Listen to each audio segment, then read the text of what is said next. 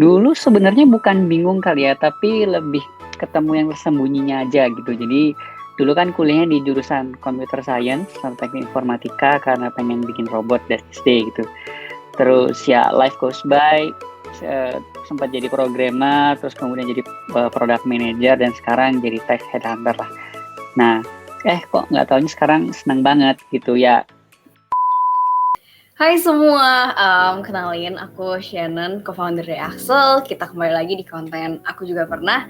Dan hari ini topik pembicaraan kita itu judulnya bagaimana satu life decision yang saya ambil membuat saya menemukan career dan passion saya.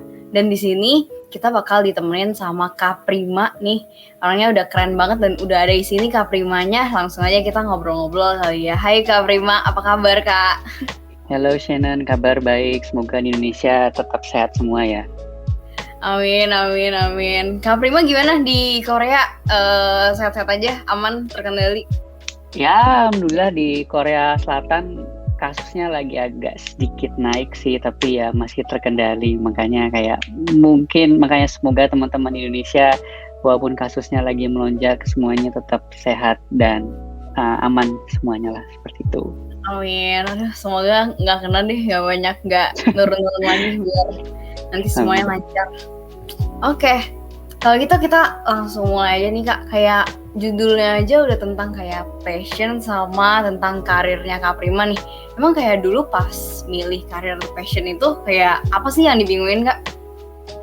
Dulu sebenarnya bukan bingung kali ya, tapi lebih ketemu yang tersembunyinya aja gitu. Jadi dulu kan kuliahnya di jurusan Computer Science atau Teknik Informatika karena pengen bikin robot dari SD gitu. Terus ya life goes by, sempat jadi programmer, terus kemudian jadi product manager dan sekarang jadi tech headhunter lah. Nah, kok nggak taunya sekarang senang banget gitu ya. Mungkin senangnya karena aku orangnya dari dulu kompetitif, jadi mungkin pas kuliah tuh senang sama lomba-lomba, terus senang sama pencapaian-pencapaian dan ternyata jadi rekruter dapat banget jiwa kompetisinya gitu. Dan karena jadi tech recruiter atau headhunter ini kamu performnya bagus apa enggak itu dihitung dari seberapa banyak kandidat yang klien bisa hire dari kamu. Dan bisa dibilang walaupun ini karir baru buat aku ya bilang baru benar-benar baru jadi recruiter di tahun 2019, tapi syukurnya aku merupakan salah satu recruiter atau headhunter yang dengan performance paling baik di perusahaan. Jadi di 2020 kemarin aku ngasih revenue sebesar 10 juta yen atau sekitar 1,3 miliar rupiah perusahaan di 2020. Jadi begitu. Wah, keren banget ya. Ya mau nyari di mana lagi tuh 1,3 M di Indo. Yang tadinya awal-awalnya kayak suka bikin robot Kak. Jadi makanya Computer Science. Wow. Tuh gak sih Kak, dulu aku juga loh Kak. Kayak dulu aku ikut les buat bikin robot gitu. Tapi kayak abis itu udah. Ya kayak udah.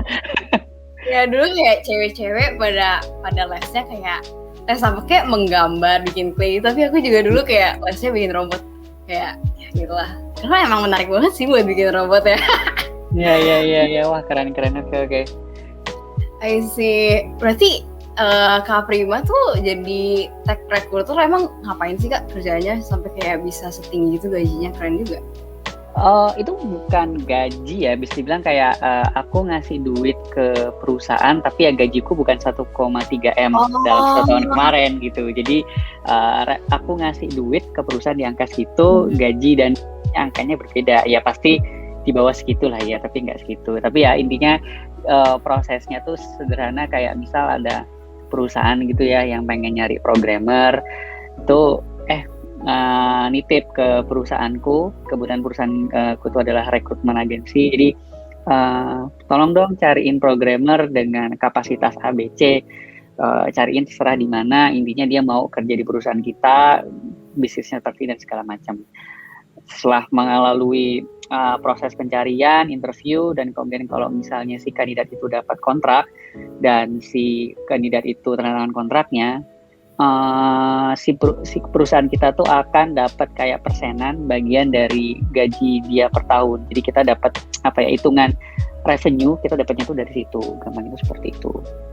I see. Keren sih, keren, mantap. Nah, berarti kayak Ngelanjutin dari topik yang tadi, emang apa sih Kak satu life decision yang sampai berpengaruh banget sampai Kakak tuh bisa jadi tech recruiter yang sekarang? Mungkin 2 life decision kali ya. Pertama, dulu pernah dapat tawaran ngisi sharing tentang workshop design thinking di 1000 startup yang kebetulan waktu itu di Jogja pertama kali tahun 2018. Jadi mungkin itu pertama kalinya aku muncul di panggung, gimana sih mungkin programmer yang mungkin tipikalnya adalah introvert, terus kemudian muncul di panggung dan let's say ngajarin orang. Waktu itu aku mikir, ambil nggak aja, aku nggak jago-jago amat sih sebenarnya diminta buat sharing tentang design thinking. Cuma kebetulan punya pengalaman selama 2 tahun. Terus yaudah deh, setelah saya mikirin benefitnya, yaitu waktu itu jalan-jalan gratis ke Jogja. Dan kemudian waktu itu kontraknya setelah Jogja tuh diminta buat ke Bali sama Makassar. Jadi lumayan lah keliling tour keliling Indonesia gratis bentar. Nah, terus kemudian dari situ dapat feedback bagus dari trainernya, terus kemudian ketagihan. Nah, ketagihan dalam artian senang buat sharing ilmu lah, gampangnya seperti itu. Terus kemudian sempat bikin startup tentang human development juga dan senang. Jadi mungkin ikigaiku itu adalah helping people dan mungkin itu juga salah satu alasan kenapa aku bisa ada di Axel untuk bantuin teman-teman di sini gitu. Kemudian kedua, life decision keduanya adalah berani resign dari startup unicorn Indonesia, kemudian jadi kerja jadi perusahaan Jepang sekarang di Headhunter, yang dimana tadi Headhunter itu adalah ranah yang benar-benar baru buat aku. Jadi 2 life decision tuh. Mantap, bukan 1 doang tapi 2 ya. Oke. Nah Kak, terakhir sih pertanyaannya benar-benar terakhir banget nih. Kayak kira-kira ada gak sih pesan dari Kak Prima buat teman-teman mahasiswa? Pesannya mungkin ini kali ya, teman-teman pastikan tahu goalsnya teman-teman pengen ngejar apa tentunya. Be honest with yourself, kemudian explore many possibilities dan berani ambil resiko, karena ya mumpung masih muda, menurut aku banyakin gagal, banyakin eksplorasi diri, karena ya kita nggak akan tahu kayak istilahnya kamu tuh bagusnya di mana, sukanya di mana, dan bisa dapat duit let's say paling banyak dari mana, kita belum tahu. Jadi banyak explore mumpung masih muda. Sekian. Sih, setuju banget sih Kak, kayak emang masa mudanya tuh kayak waktu buat trial and error banget ya dalam hidup, kayak daripada kita nyesel di belakangan, ya udah cobain aja semuanya, terus kayak lihat yang mana yang kita suka dan bikin bahagia, biar kayak nanti happiness kita long term gitu ya. Iya, dan jangan lupa buat nyari mentor ya, yang dimana teman-teman pasti bisa dapat mentor di Axel ini. Siap. Oke, mantap. Oke, kalau gitu thank you so much Kak Prima for sharing with us. Kayak semoga sukses terus Kak, semoga lancar terus kerjaannya, kayak sehat-sehat juga di Korea. Semoga kayak walaupun Korea terkendali, semoga tetap sehat juga. Terus mau ingetin juga buat teman-teman, kayak kalau misalnya kayak pengen ngobrol sama Kak Prima kayak aku, kayak bisa banget kayak ngobrol sama Kak Prima dan kayak nge-book jadwalnya dari book mentornya Axel, langsung aja ya nggak Kak? Oke. Iya, Shannon. Oke, kalau gitu thank you ya Kak. Oke, terima kasih juga Shannon. Bye-bye. Bye.